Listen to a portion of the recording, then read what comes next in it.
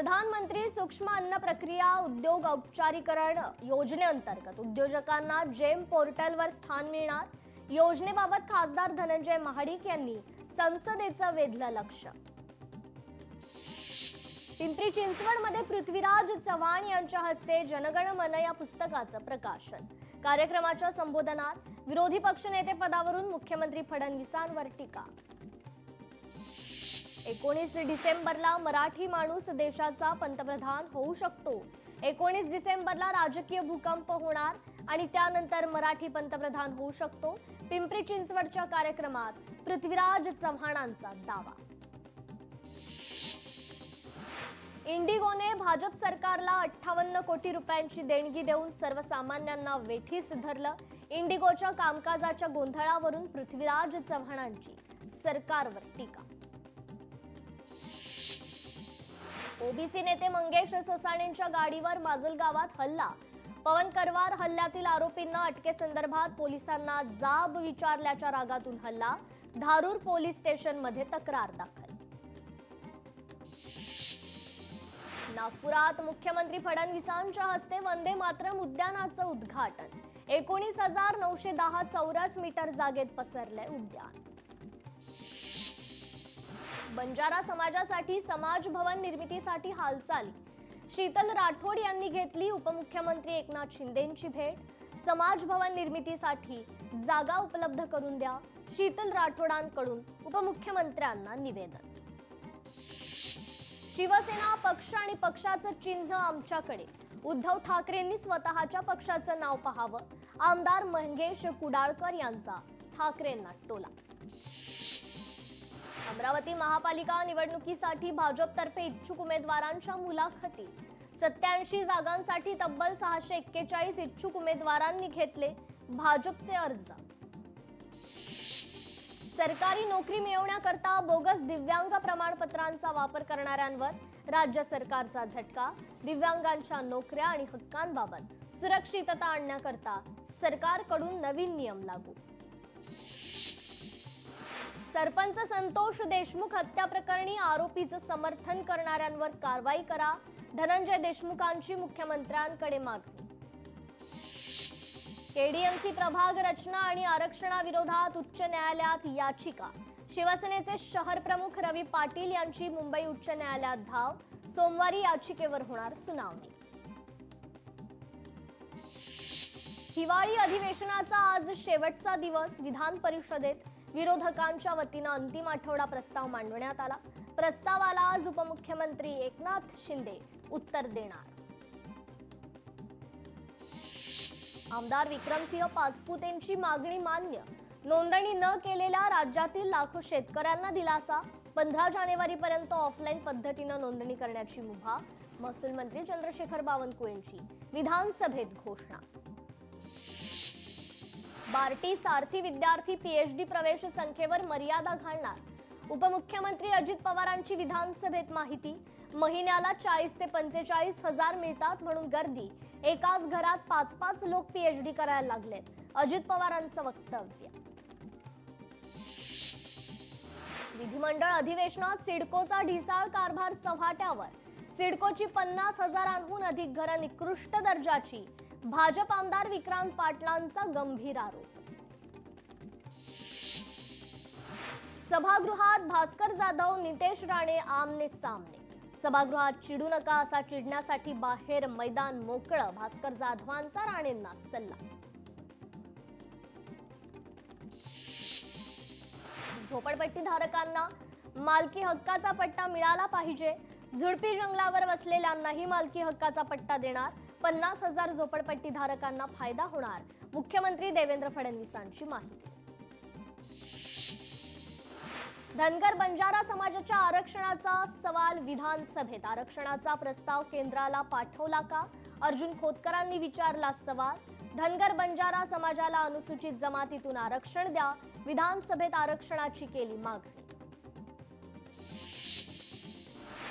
राज्यातील शेतकरी नेते पंढरपूरचे आंदोलन हातात घेतील.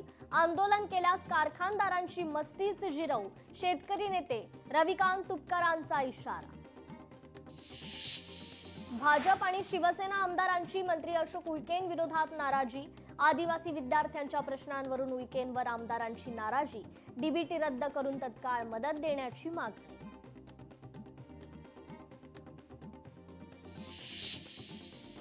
अमरावतीचे नवे पोलीस आयुक्त राकेश ओला उद्या पदभार स्वीकारणार.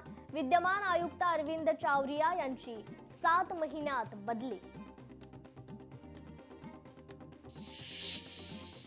मराठी शाळांच्या अस्तित्वाबाबत आज परिषद. ठरवून बंद पाडल्या जाणाऱ्या मराठी शाळांचा मुद्दा समोर आणण्याकरता आज परिषदेचं आयोजन. परिषदेत मराठी शाळा बंद पाडण्याविरोधातील आंदोलनाची पुढील दिशा ठरवणार. सोलापुरातील 103 वर्ष जुन्या ब्रिटिशकालीन पुलाचा आजपासून पाडकाम सुरू. या पुलावरून जाणारी सर्व वाहतूक दुसरीकडून वळवण्यात आली. नवी मुंबई विमानतळाचा शुल्कभार मुंबई विमानतळावर येण्याची शक्यता. नवी मुंबई विमानतळ पुढील 10 दिवसात सुरू होणार. नवी मुंबई विमानतळाचे तिकिटाचे दर मुंबई विमानतळाच्या तुलनेत अधिक.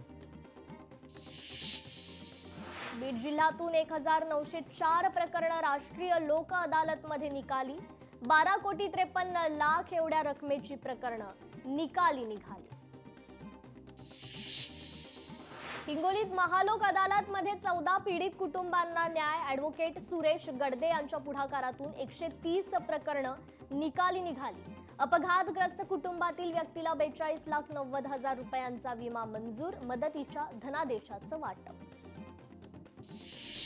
सिंधुदुर्ग जिल्ह्यात थंडीनं मागील आठवड्यापासून जोर धरल्यानं कोकणातील किनारी भागात आंबा आणि काजू झाडांना मोठ्या प्रमाणात मोहर आल्याचं चित्र. 15 दिवस थंडी कायम राहिल्यास यंदा कोकणात आंबा, काजू, जांभूळ पीक जोरदार येण्याची शक्यता. तबला सम्राट उस्ताद झाकीर हुसेन यांना श्रद्धांजली अर्पण करण्याकरता एनसीपीए कडून 2 दिवसीय संगीत मैफिल आयोजित. 14 आणि 15 डिसेंबरला एनसीपीए मध्ये जगभरातील 50 दिग्गज कलाकार सादर करणार विविध कलागुण. स्वच्छतेला प्रोत्साहन देण्यासाठी बृहन्मुंबई महानगरपालिकेकडून जानेवारी ते डिसेंबर 2026 दरम्यान स्वच्छता मंथन स्पर्धेचं आयोजन. नागरिक खासगी आस्थापनांनी मोठ्या संख्येने स्पर्धेत सहभागी व्हावं. मुख्यमंत्री फडणवीसांचं आवाहन. सिंधुदुर्ग जिल्ह्यातील पर्यटन हंगामाला सुरुवात. वेंगुर्ला तालुक्यातील खवणे बीच जवळ खाडीपात्रात कायाकिंग हा पर्यटनाचा नवा ट्रेंड. पर्यटक घेतात कायाकिंगचा मोठ्या प्रमाणात आनंद. सातारा जिल्ह्यातील जावळी तालुक्यातील हुमगावात महिलांचा संताप अनावर. अवैध दारूचा अड्डा उद्ध्वस्त करत पेटवल्या बाटल्या. पुन्हा गावात दारू व्यवसाय सुरू करू नये, दिला इशारा. नागपुरात युवा प्रशिक्षणार्थींचा मोर्चा. आंदोलनातील युवक चढला टॉवरवर. पोलिसांनी संयम सूचकता राखत युवकाला अनुचित प्रकार करण्यापासून रोखलं. तुकाराम मुंढेंच्या समर्थनार्थ नागपुरात काँग्रेस रस्त्यावर. मोर्चेकऱ्यांकडून बॅरिगेड्स ओलांडण्याचा प्रयत्न. मोर्चेकऱ्यांचं शिष्टमंडळ निवेदन घेऊन विधान भवनाकडे. भाजपकडून तुकाराम मुंढेंवर गैरव्यवहाराचे आरोप. स्ट्रीट लॅम्प कार्यान्वित करण्याच्या मागणीसह मनसेचं आंदोलन. धुळे शहरात महापालिकेनं लावलेल्या स्ट्रीट लाईट्स बऱ्याचदा बंद. परिणामी त्या परिसरात चोरीच्या घटनांमध्ये वाढ.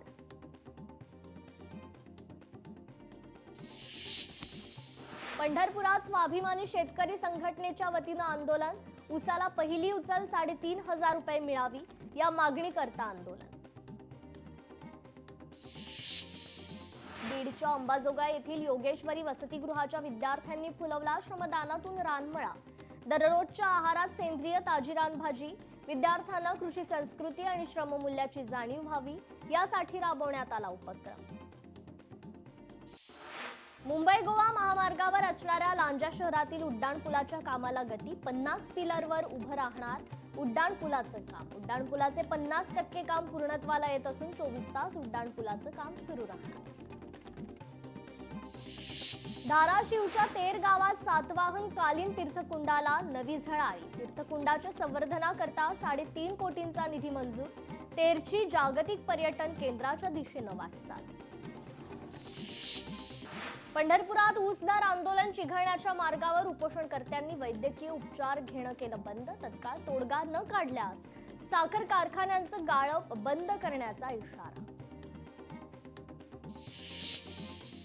साताऱ्याच्या महाबळेश्वरमध्ये थंडीची लाट, 10 अंशांवर तापमान घसरलं. शालेय विद्यार्थ्यांचा शनिवार दप्तरमुक्त, खेळ, छंद आणि आनंदाला प्राधान्य द्या. दप्तरमुक्त शनिवार प्रभावीपणे राबवा, शिक्षण विभागाचे सर्व शाळांना आदेश. वसई विरारला मिळणार डेव्हलपमेंट बूस्टर. महामार्गावरून शहराला जोडणाऱ्या मुख्य रस्त्यांची MMRDAच्या अधिकाऱ्यांकडून अंतिम पाहणी. परभणीत पेंडू बुद्रुक इथे आढळला प्राचीन शिलालेख. संशोधकांनी तो 12व्या शतकातील असल्याचं सांगितलं. हा ऐतिहासिक ठेवा अक्षर रचना आणि भाषा शैलीवरून मध्ययुगीन काळातील असल्याचा अंदाज. सर्वोत्कृष्ट फुटबॉलपटू लिओनेल मेस्सी आज मुंबई दौऱ्यावर. Messi cricket club of India इथे पॅडल कप मध्ये सहभागी होणार. मुंबईत विशेष फुटबॉल सामन्याचं तसेच चॅरिटी फॅशन शोचंही आयोजन. कोलकात्यातील अनुभव लक्षात घेता मेस्सीच्या दौऱ्यासाठी मुंबईत कडेकोट सुरक्षा व्यवस्था. मैदानावर पाण्याच्या बाटल्या, नाणे, धातूच्या वस्तू घेऊन जाण्यास मनाई. भारत आणि दक्षिण आफ्रिकेत सुरू असलेल्या T20 मालिकेतील आज तिसरा सामना. मालिकेत दोन्ही संघांची बरोबरी. संध्याकाळी 7 वाजता सुरू होणार सामना. तर दुबईत सुरू असलेल्या 19 वर्षांखालील आशिया चषक क्रिकेट सामन्यात आज भारत विरुद्ध पाकिस्तानचा सामना. सकाळी 9 वाजता सामन्याला सुरुवात होणार. मेस्सीने कोलकात्यातील 70 फुटी पुतळ्याचं केलं अनावरण. मेस्सीच्या चाहत्यांनी उभारलेल्या पुतळ्याचं अनावरण. अभिनेता शाहरुख खान देखील उपस्थित. कोलकात्यामध्ये मेस्सीचे चाहते आक्रमक. मेस्सी कार्यक्रमातून लवकर निघून गेल्यानं चाहते संतप्त. चाहत्यांकडून स्टेडियमवरील साहित्यांची तोडफोड.